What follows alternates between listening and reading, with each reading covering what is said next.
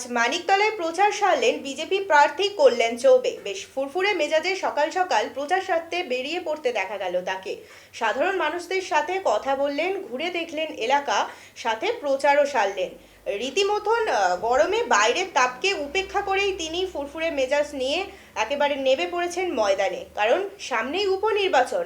আগামী 9 বার এই মানিকতলা কেন্দ্রেই উপনির্বাচনে বিজেতা ছিলেন তৃণমূল প্রার্থী সাধন পাণ্ডে, যিনি এখন মৃত।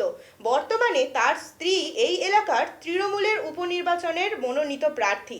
এখন এই একই কেন্দ্রে বিজেপি প্রার্থী কল্যাণ চৌবে ঠিক কতখানি দাগ ফোটাতে পারবেন, নিজের কতখানি স্থায়িত্ব নিয়ে রাজত্ব করবেন, সেটাই দেখার বিষয় এবারের উপনির্বাচনে।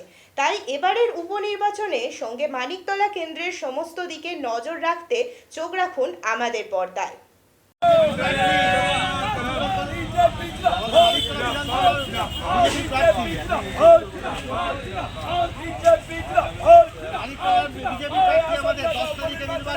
সকাল সকাল ভোট দেবেন।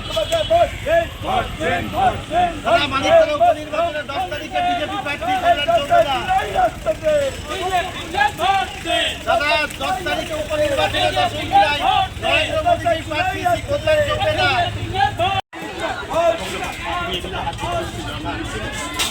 भारत माता की जय, भारत माता की সকাল ভোটটা দেবেন। 10 তারিখে উপনির্বাচনে ये कितना डिस्टेंस पे रहेंगे? 10 तारीखे बीजेपी प्रार्थी कल्याण चौबे। बीजेपी प्रार्थी कल्याण चौबे। मानिकतला उपनिर्वाचने আমাদের বিজেপি প্রার্থী কল্যাণ চৌবে। 10 তারিখে সকাল সকাল ভোটটা দেবেন। একবার আমাদের বিজেপি প্রার্থীকে সুযোগ দিন একবার।